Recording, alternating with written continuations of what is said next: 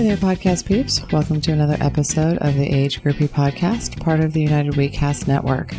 I'm Lindsay Hiken, and along with my co-host, Mike Ergo, we are here to talk to you about all things related to endurance sports from an amateur athlete perspective, about living that multi-sport lifestyle, and to share the other random thoughts that pop into our heads. You can follow me in the show on Twitter and Instagram at Age Groupie, and look us up by name, Lindsay Hiken and Mike Ergo on Strava. If you have questions, comments, or topic ideas, feel free to email us at agegroupie@gmail.com. And if you enjoy the show, please leave a rating and review on iTunes or wherever you get your podcast. So today our topic is all about the different ways that you can train for triathlon. So, individual coaching, groups, doing a training plan, winging it. We had a request from a listener to cover this topic. So here are our thoughts on training for triathlon. All right. Hi, Mike. How are you doing? Good morning. I'm doing well. I'm still waking up. Yeah, me too. Earlier, I watched myself dump coffee all over my garage. So that was an awesome thing to see. You're like, I need to drink that right now. That was the last coffee filter, so I had to improvise. Oh, no. So, folks, we're recording kind of early morning, like 6 a.m., because like probably most of you, we are endurance athletes and podcasters. Well, I don't know if most of you are podcasters, but all of these are hobbies. We have like actual jobs and responsibilities. Actual families and relationships. Yeah. Exactly. So we got to record in the middle of the night so that we can spend time with our family and do our jobs. All right. So I have a couple of girlfriends that came to see me spectate at Santa Rosa. And afterwards, they're like, we want to do a triathlon. I think they did a sprint like a long time ago. It sounds like, like 15 years ago or something. And so we've all signed up for a little women's triathlon festival in Folsom in September. And haven't been training with them a ton, but I've been answering questions, and I've done two little training days with them. And last Sunday, I took them to the Silicon Valley a few times a year, does a Brick Madness, where we do ride, run. Oh, wow. And that is Brick Madness. Yeah, exactly. It might have been a little, of course, I'm coming off Ironman fitness. So I was like, well, the distances you can ride 15 or 7-mile loops either way, every way, and then run 1.5 miles each one. So I'm taking these women out that haven't been doing anything, and I'm like, let's do all three. So they did, though. They nutted up and did all 3 freaking bricks. And then at the end, they were like, maybe we shouldn't have done so much more time. I mean, they'd never done a brick in their life. And I'm like, let's just go. But they killed it. So I was super happy with them. At the end of it, though, they were asked me about the triathlon club and then what I do. And I was telling about Team Sheeper and how the difference is between the Silicon Valley Tri Club and Team Sheeper. And then, that you could also get an individual coach, or, that there's just different ways to train. Yeah, a lot of different ways. Yeah. And Corinne was like, have you done a podcast about this yet? Because we'd like to listen to it. And I was like, oh, nope. That might be helpful. Yeah, it's a huge topic because everybody has a different opinion. Mm-hmm.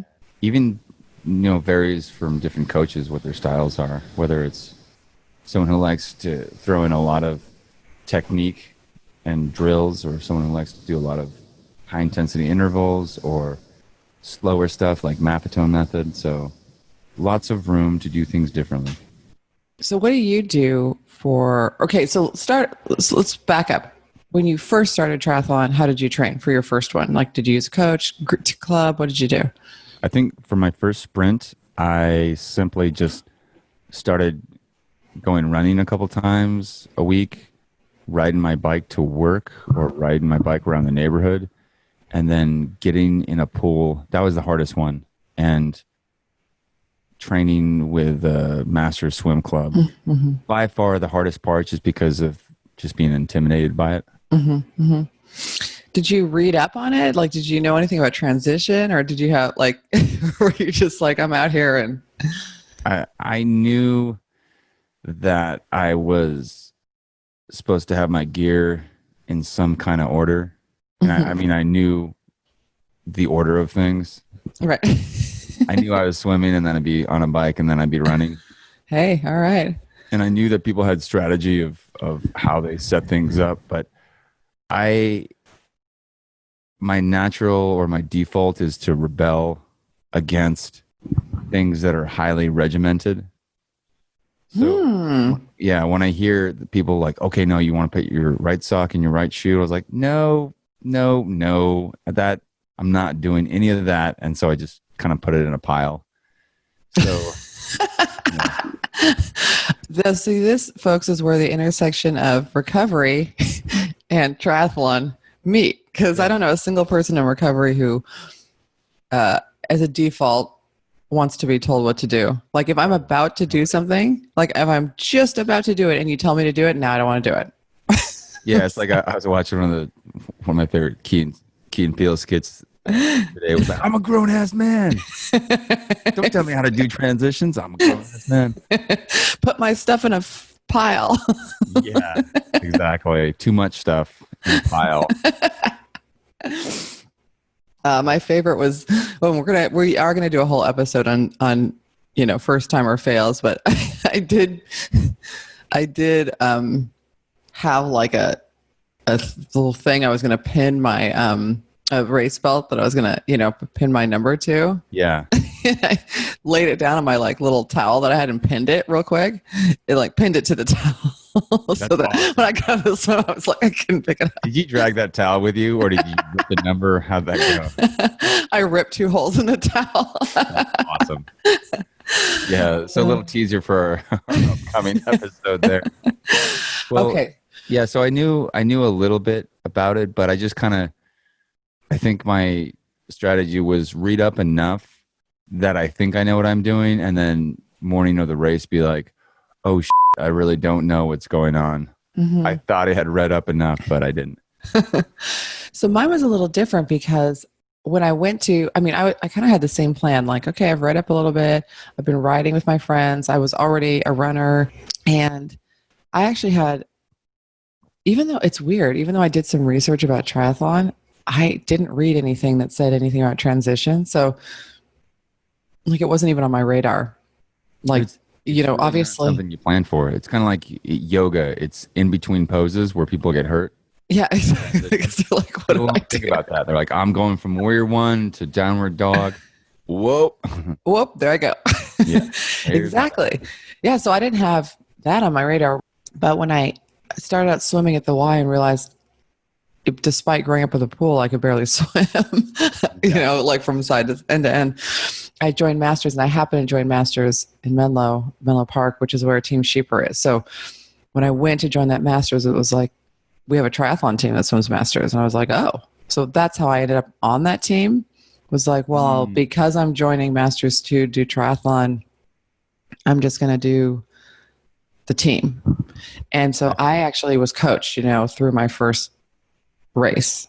From a group coaching though, not individual. He doesn't do individual. So, you're still kind of left a little bit on your own, but you do have a little more structure, because it was like, oh, we're doing speed work on Tuesday nights.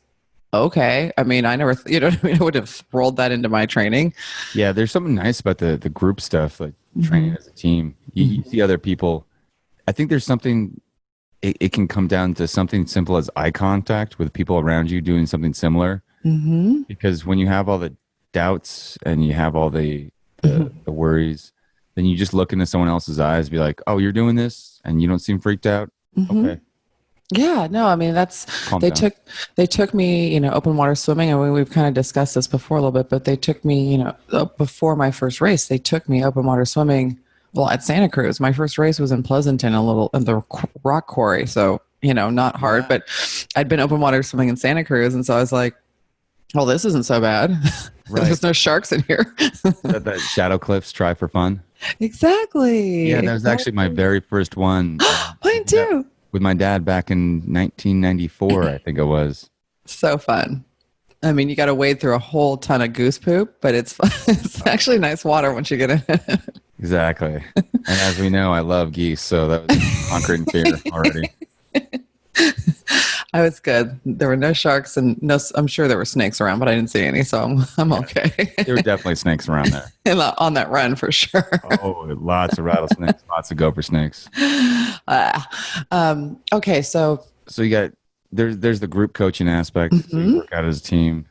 Anything that really notable about working out as a team besides the fact that you have the community and you have other people who don't seem as freaked out as you might be if you're new? So for me, I've done it a few different ways over time. And so like even within the team, there's different styles. So here on the peninsula, you've got a couple of the I would say the major teams are Team Sheeper, which is my main team, Silicon Valley Tri Club, which is more of a nonprofit type situation. And I'm a member there, but I mostly train with Team Sheeper. And I think you have another one in the South Bay called Kane. I'm not as familiar with them, but I think that they have a similar format to Team Sheeper. So Team Sheeper, the monthly fee is higher. It's like right now, I think it's around $180 a month. So it's not cheap, but for that I get master swimming. So that's 7 days a week, coached swimming. I think there's 3 workouts a day during the week, 2 on Saturday. No, 3 workouts Monday through Saturday, and then 1 workout on Sunday. So there's a lot of options. They're all coached. Plus, we have coached track practice on Tuesday night. We have a coached strength and stretching workout on Thursday night. We have coached ride on Saturday and a coached long run on Sunday. And then sometimes on Saturday, they'll do like a triple or a brick. And then once a month during the summer, we have a Omnium, which is like the whole team gets together and we do a short ride and then a run brick, but as fast as we could, like to race conditions. That's pretty comprehensive. And I bet you have a lot of people who are training up for certain races. So you get... Yeah. There are people on that team that are trying to go pro and stuff. So we've got like a lot of really fast people. And then we've got like a crew of like 40-plus-year-old women who like to just chill, like myself. It's pretty cool. I mean, because the thing I like about this team is that for me, like I'm never going to be able to outgrow them. I'm never going to be faster. There's always someone to chase down. Plus Tim Sheeper, our coach, does a lot of ultra distance stuff. Like he did the Epic 5 a couple of years ago, which is that 5. You know what that is? Yeah, that's 5 triathlons on each Hawaiian island. 5 Ironmans on 5 islands in 5 days in Hawaii. Yeah, I first heard about that from Rich Roll. Mm-hmm. Yeah, so I think Tim did it after Rich. And so he also, on top of doing all of that that's like our regular, the stuff I just laid out as our normal like set. We also have like we have trips, like we go to Tahoe and do like a weekend. A couple years ago, I didn't get to go, but they did a rim to rim to rim run in the Grand Canyon. So rim to rim and then back, rim to rim, rim to rim to rim. Cool. And so he does a lot of like extra like trips that we can go do. And then we do in-team challenges. Like we have an in-team like triathlon challenge where we do all these different things over the course of, there's a run 1 month. It's a 20-mile trail run called the Ultimate Run on January. In February, I'm trying to remember what we do in February. It must be, it's the swim challenge. And then we have a 100-mile run. And then in April, we do like a kind of a swim bike run thing. And if you do all these in-team challenges, you get stuff, backpacks, tri bags. So that's a fully comprehensive thing. That's a lot more money, but I really that's a team I've always been on for the most part. And I really like it. That sounds worth it. Usually the prohibitive factor for most people there would be the cost. Mm-hmm. Oh, and there's boot camp too included with that 5 days a week. So you can get a full, like you don't really need a gym membership. Yeah, that exactly, because that's the workouts you're going to be doing, and you have. Mm-hmm. Yeah, there's a strength rolled in there, swimming. Yeah, mm-hmm. Yeah, that's what it is. And then Silicon Valley Tri Club is like $80 a year. So totally different. And it's great. Huge club. I mean, I think they got a couple hundred athletes on it.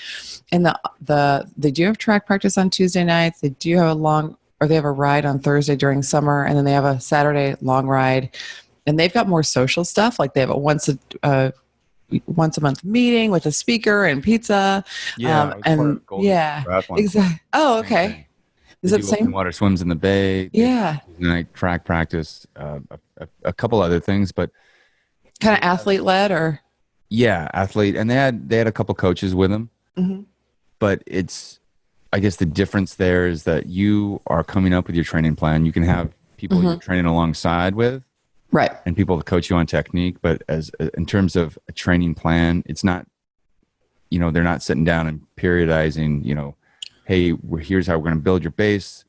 We're going to peak and taper for a race. Right.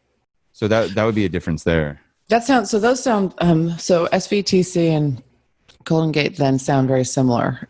There are a lot of people on SVTC who are then additionally paying for an individual coach to write a plan for them. Yeah. Yeah. And then here's what I've done. A couple different things. One, I've gone through a book training plan. Oh, okay. How'd that go? It worked out really well for my first half Ironman, Vineman. I used the book Iron Fit Secrets, something by Don Fink and his wife. And it laid out a structure. It had 3 different options for, I just want to finish intermediate and really intense, depending on your level of drive or your level of, the time you can allocate to this. Mm-hmm. And it set up a basic structure for, hey, day 1's going to be a swim and a bike. Day 2 is going to be, et cetera. And the nice thing about the book was they gave you a couple flex days where you could move a workout a day before or ahead. So the nice thing was it made everything very structured, and I was able to figure it out pretty easily. So yeah, I loved it. I think it was I didn't understand what overtraining was yet. And so I fell into that camp a little bit, but it worked out great. I recommend it to a lot of people who are just starting out, because the difference between that and, just show up at the gym and make it up as you go is huge. Yeah, I would not recommend. I mean, obviously for a sprint, you can do anything. I think if you're like reasonably fit, you can get through a sprint, and maybe even Olympic, you can probably get through, although it may not be real fun if you haven't trained. Yeah. But you can probably get through anything longer than that. You definitely don't want to wing it. Yeah, exactly. But I want to back up to that overtraining that you mentioned, because I did do a year where I was kind of, I had a couple of years where I was busy with I owned a business and I bought my partner out and stuff. And so I wasn't on Team Sheeper because I wasn't sure about paying the fee. Like I just couldn't really maintain the fitness and the activity level. But then I ended up signing up, of course, for an Ironman anyway. And so I thought, well, I'll just do my, a book, an individual book, because I can train when it's convenient for me. And I overtrained. I didn't make it to the race. I mean, my last long ride before, I had a run before I started taper. I did the ride and then ran and pulled my psoas and was like, couldn't even walk on the day of the race. And the book had it sounds like your book was a little better because it had 3 different options. This book had one plan, and then was you can add in this extra if you're, wanting to go a little faster or whatever. And what I did out of fear was added in all the extra because it was my first time. Yes. Yeah. That's what a lot of overtraining is in the beginning. I think most of it it's out of fear. Mm-hmm. It's the same way. It's like, I have the jitters. I got to do something. So if I train more or do just more, one more shot, one more hit, I'll be right. That's right. More's better in my brain. Always. Yes. For anything. Because sitting still or missing something creates fear in the mind, and that's intolerable. So yeah. The signs of overtraining for me, besides just feeling like my battery was drained, feeling just kind of really brain foggy. Mm-hmm. You get the little swollen lymph nodes in your throat. Oh, yeah. And what else? The really stiff joints. Mm-hmm. But for me, I noticed that it's hard to exactly say where that line is in me, but I have a lot better sense of when I'm getting towards that line. One thing I notice is right before I get sick or right before I need to take a break is if I'm on the border of getting sick and I don't feel it yet, one, my heart rate goes down a lot. And I think that's common for a lot of people. So you're like, oh, wow, I'm super fit now. Yeah. No. No, you're half dead. Yeah. And then I'll have to just pee all the time. So I'm just dumping fluid. And I noticed like, this is interesting. And so once it happened 3 or 4 times, I said, I'm not the smartest person in the world, but this might be a pattern. And so after the 7th or 8th time, I said, yep. This is a for sure pattern. Yeah. Okay. So I don't know if you have this, but when I was in the throes of my alcoholism, one of the denial things I had was that I went to work. You know what I mean? Like I like in my mind, like you're not a drunk if you went to college and then got a good job and then did all the things. It's like, as long as on the outside it seemed okay, kind of. Right. Not really. At least I thought it was, but really in the end, when I found out later when I got sober, it was a train wreck on the outside too. But anyway, in my head, notice that you're probably showing up to work. I've done that. Showing up to work, your hair's all up and it smelled like booze. My God. Exactly. It's like, geez. But that said, like I would get up every day and I would feel awful, right? Every night that I drank, I had a hangover the next day. And, but I would push through because like there was no way I was going to not go to work because that's the thing that made me not an alcoholic was that I, did my life. Exactly. So translating that into sober life, 2 things. One thing is sometimes when I get just sick, like I get a cold or whatever, or I have like a flu coming on, I'll push through until I hit a wall because my brain automatically kicks into this, like, this bad feeling is something you brought on yourself. Therefore you don't get to rest, which is not true anymore, but it's like, it's hard. And the same thing happens with the overtraining. Punish yourself. I don't know where that line. Yeah. The fact that I feel bad, it takes me a while to realize like, oh, you can give yourself a break, like off training. Cause my brain it's like, I'm coming up on 16 years of sobriety and I still have this thing that's like, just push through. And that happens. So for me, it's helpful to have a coach who's like, no, you're good taking a break. Yeah. Especially when they can see the signs and if they look at if you're uploading data, watch to like Training Peaks or whatever, they can look at your heart rate, your pace, all those things, all the metrics and say, okay, this might mean that you are not 100%. Or you're less than 80% or whatever you are. Yeah, having the coach is huge. I have a coach, an individual coach, and he lives, I've never met him in person. He was going to do Ironman Santa Rosa this year, but he lives in Australia. So logistically, he had to choose between that and doing, I think, ITU Worlds. Oh, okay. Okay, that makes sense. Yeah, I was like, all right. So down in Australia, he's been coaching me for 16, 17, 18, 19, 4 years now. Wow. And it's great. So even though I haven't met him, you can get an online coach who develops a training plan for you. You can talk with them. You can let them know how many hours you can dedicate per week. You do this kind of coaching interview so they know how to design a training plan for you. And I've uploaded videos of my technique, my running, and my swimming before, and he's been able to give me pointers. So one of the disadvantages is that there is that disconnect. They're not seeing you do things live if it's like an online coach. Yeah. But it was really nice is that my schedule generally doesn't allow me to participate in any kind of group workouts. Right. So the advantage of this is I can have my coach design things to make it really early morning or just design it so I can do it on my own time. But I just upload the data and they can see what you're doing. Exactly. Yeah. He'll design the structure. The part about this is the structure of it. You lead from where you start and it builds up to when you race. So right. That's the biggest thing because it's so easy to come out of the gate super hot and fast. Yeah. Get hurt, sick, injured along the way, lose motivation because you're hurt, sick, or injured or tired. Right. And then show up to the race just looking like a bag of shit. or in my case, not even show up. So I don't have an individual coach now. I'm back on Team Sheeper, but when after I took that break and then finished up my MBA and everything, I really wanted to come back on Sheeper, but the workouts on that team are fairly long. You know what I mean? Like on the ride, there's no like shorter ride option. I mean, there is, but it's still pretty long. So I wanted to get back in shape and needed to be careful because I have some back issues. So for the year, 2 years ago, I did hire an individual coach for that season to bring me back from kind of like minimal, what I would consider minimal base fitness to, and I ended up doing the half Ironman in Lake Tahoe. And she was great. She's local, so I did see her, but I didn't work out with her.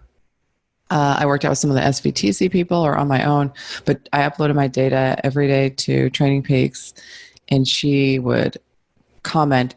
I mean, this person commented every single workout, so it was pretty crazy. And if I didn't post it, she'd be like, "What's up?" You know, she'd text me. I mean, she was like on it. Hey, what are you doing? And she had a couple like during the summer, like Tuesday nights, she's a pro cyclist and then races at an elite level age group triathlon in her off season from cycling.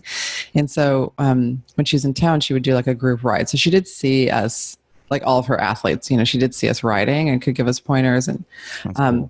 She was amazing because like she said to ride a certain amount.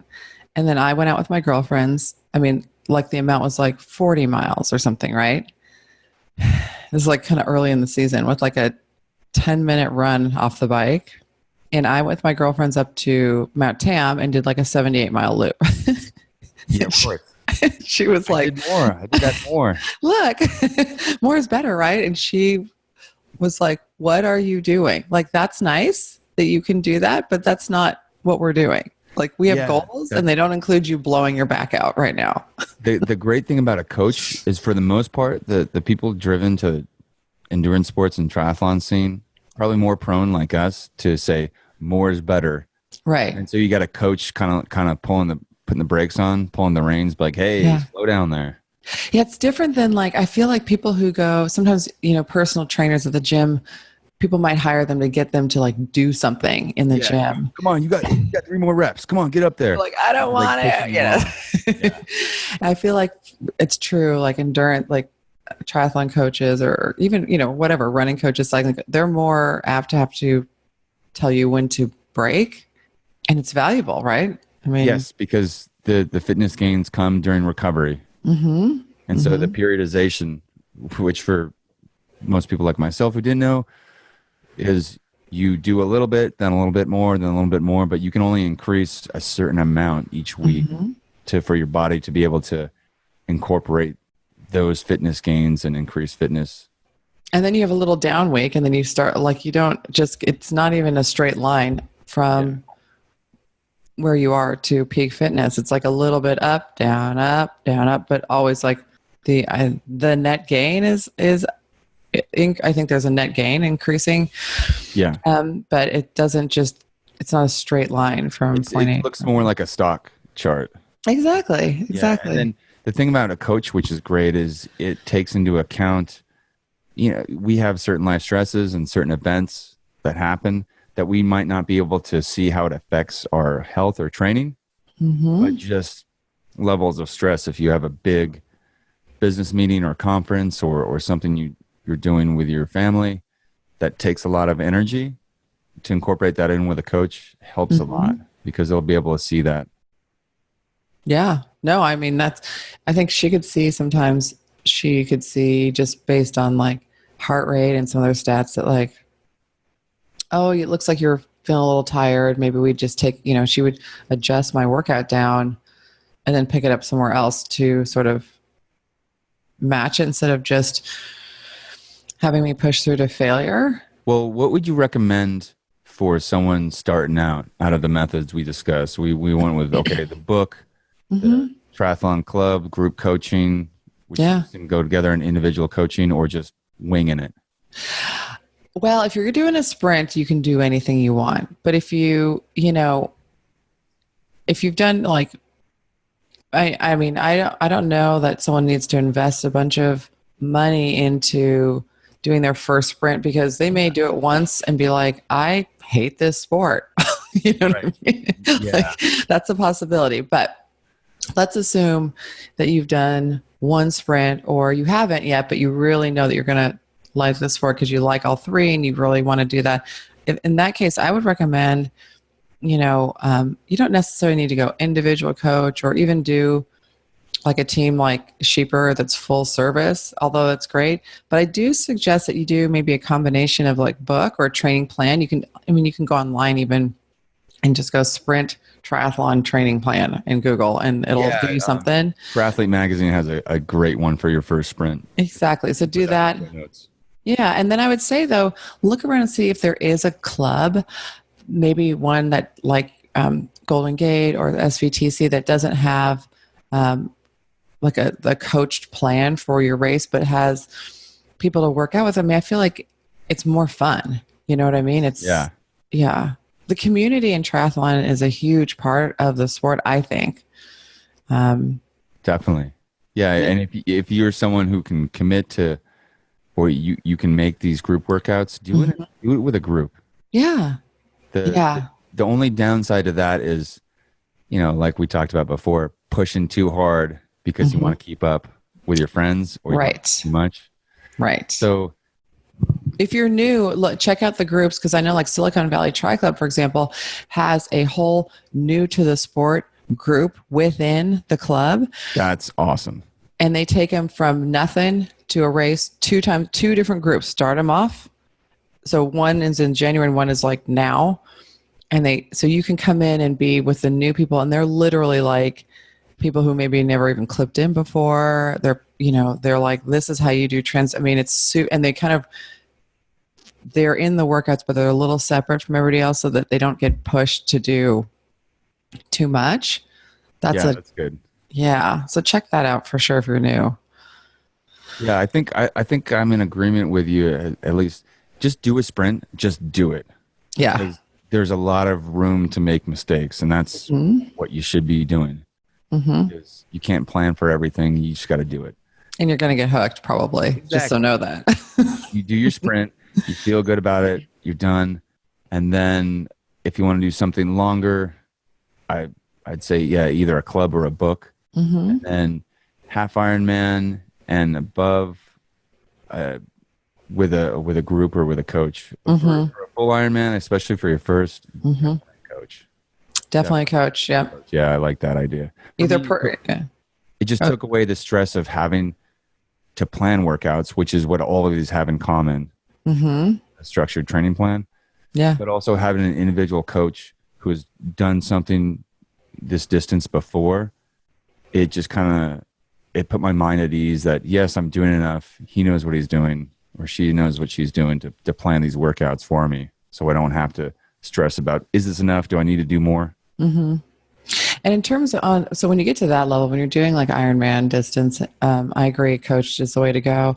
And then in terms of like coaching individual or going with a group, I think that's just a personal preference at that point. Like with Team Sheeper, I mean, there's a lot of people racing different races on the team, and Tim isn't writing training plans for them, but he has team focused races. So we had 17 of us all training for Ironman Santa Rosa together, and we had a written out plan. This is what we're doing all together, every single workout, and then there was additional and you also need to take a short run day here, and you need to do strength here. You know what I mean? Yeah. And you need to get in 3 swims, but everything else was together. And we knew, and he had it all written out. So we knew, when we were peaking, when we were having rest weeks, when we were having a day off, like that kind of stuff. And that for me, I needed the combination of someone telling me what the workout was supposed to be, someone giving me permission to rest and recover when I needed to, when I got injured. He was like, I was told him I was freaking out. And he was like, don't be greedy. That's what he said. He goes, don't be greedy with your workouts. You have plenty of base fitness to get through the race. You just need to calm down and relax and rest your body. And I was like, okay, You just call me greedy. All right. That's hilarious. Yeah. Which is, it's counterintuitive for a lot of us because we're thinking that we're going to be shamed for missing it because we got hurt. Be like, yep. He flipped that. He's like, you're being greedy. I was like, oh, okay, great. I don't want to be greedy, so I'll give myself some time off. But the combination of, like, for me to have the plan and the other people with me, I wanted someone else suffering with me on that 6-hour bike ride. That was helpful. But I have friends who just really like to have an individual coach for their Ironman training. They want to go do their own thing. You might be like that. Like, they want to just get their training done when they want to do it. They don't want other people necessarily with them. So, yeah, a lot of it is just, for me, the balance of triathlon and family life. Mm-hmm. So I do a lot of my stuff early morning. And so having an individual online coach, I've found my community mostly through my swim practices, which I know I found a master swim group and joined it there. And this year I've been meeting up with people here and there to do a run together. Mm-hmm. I haven't done too much biking with anyone else, but yeah, a lot of my stuff is all solo, except for the swimming. But to have that community somewhere, wherever you can find it, is great, because this can be a very lonely sport if you let it. That's true.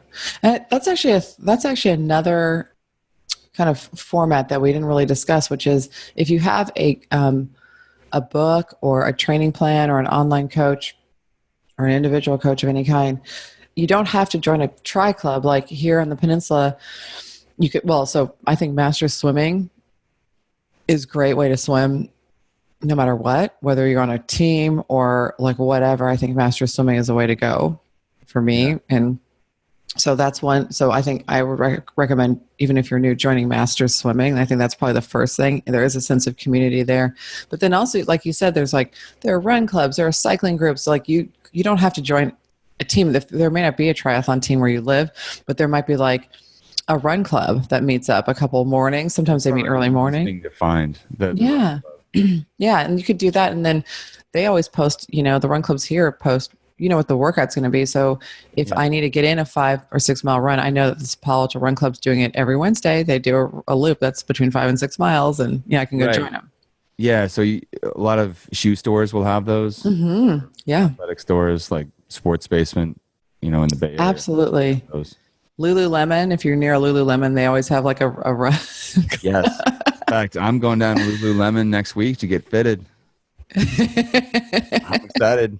Really? Yeah. Yeah, they sponsored a big a yoga event that I was part of aboard the USS Hornet around Memorial Day. So I do like a Lululemon, I'm coming around. Yeah. The one thing I will say about them as a woman, their sizes run small, which isn't fun for any woman. No, yeah. That's like, why do I have to buy this in a large? It's like buying Castelli cycling gear. It's like, why do I have to buy this in an extra large? Yeah, what the hell?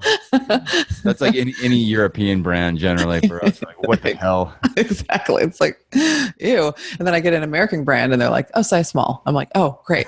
Yeah, exactly. I feel so much better about myself. Oh my gosh. Okay. Well, any other thoughts on training?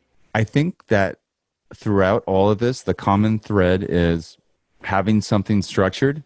Mm-hmm. So you can learn what your body feels like when it's tired from working out a lot, when you have sore muscles, and then the difference between that sort of feeling sore and tired and the overtraining feeling sore and tired. Because you're going to find the limits by going past them. Mm-hmm. And that's okay. True. Yeah. You just, if you're thicker skulled like me, you learn it on the 7th or 8th time. Just noting, bringing some body awareness and notice like, okay, I'm feeling tired. Is this because this is a difficult workout or it was hard yesterday? Right. Or is this because my body is telling me I need to rest more? Yes, that's definitely a practice. And actually, coaches can help you with that. But at the same time, you do have to kind of, go inside and let's take the morality and the shame out of missing workout. Yeah. And all that, because take it as, like a scientific kind of discovery. Like you're just taking in more data. Yeah. Things out. And that is something to remember. It's like, it's not, if the goal is an event, missing workouts because you are overtired or getting sick or super stressed at work and your body's breaking down, missing a workout, even the term missing doesn't really do it justice. Like not taking rest days, I'm going to say that's missing a workout, is an important part of actually reaching the goal. And sometimes for me, I have to just make sure I'm looking at it that way in my head. Like, what is the most important thing for me here? Is it to make this workout today, or is it to make Ironman? Like, that's what I had to do when my knees were giving up. It's like, is it about today? Workout. Right. Yeah. Who cares? Right. This is a regular Thursday. Who gives a shit? You know, my goal is X race. Exactly. Right. Yeah, that's the goal. And I flip it on its head. Stop being a little bitch and let yourself sleep in once in a while if you're tired. Woman up, man up. Don't be afraid to miss a workout. Right. That's where the real badassery is in allowing yourself to recover. Yes. Yeah. You know who would do that? Mark Allen. Exactly. Ironman of all time. You know who recovers? Pros and elite athletes. You know who likes to drive themselves into the ground? Age groupers. Yes. All right. Well, I think that we've covered it. Yep. We'll make sure we post that link for the beginner triathlete plan. Yeah. We'll put that in the show notes so that people can see it and, check out. You can Google triathlon clubs near me. If you're not, if you're in the Bay Area, there's a bunch of great clubs. And just, go test them out. Oh, one thing I wanted to mention to newbies is pretty much all of these clubs will allow you to come to 1 or 2 workouts for free to check them out. That first hit of crack is free. Yeah. So go find your peeps, Yeah, that's what it's all about. The community. That's right. Shout out to your friends who brought up this great topic. So who else? Thank you, Corinne and Amy. Oh, Corinne and Amy, good stuff. This is a really good topic. So for other listeners who are wondering things on other topics, let us know. Yes. You can email us at agegroupie@gmail.com or hit us up on social media and just say, I want to learn about whatever. And we'll talk about it. Yeah. Why does Mike like red vines so much? Oh, Why are we afraid of snakes versus geese? Dude, I hit up those red vines over the holiday weekend, by the way. I saw them at a 4th of July party, but it was at a neighbor's house, and I wasn't that guy yet to walk over and just start eating their candy. I almost took a picture for you. My boyfriend brought home, the on sale CVS bags of red vines, and I looked over and he had one hanging out of his mouth, and I was like, "Where'd you get that?" And he's like, "In the cupboard." And I was like, "I'm in." That's awesome. All right. I will talk to you next week. All right. Goodbye. Alrighty. That concludes today's episode of the Age Groupie Podcast with me, Lindsay Hiken, and my co-host, Mike Ergo. We really hope you enjoyed it. You can follow me in the show on Twitter and Instagram at Age Groupie, and look us up by name, Lindsay Hiken and Mike Ergo on Strava. If you have questions, comments, or topic ideas, feel free to email us at agegroupie@gmail.com. If you enjoyed the show, please leave a rating and review on iTunes or wherever you get your podcast, because it really helps us get more exposure while we try to grow this little venture. And of course, if you have friends you think might like the show, please be sure to share it with them. But for now, thanks for listening, and we'll talk to you next week.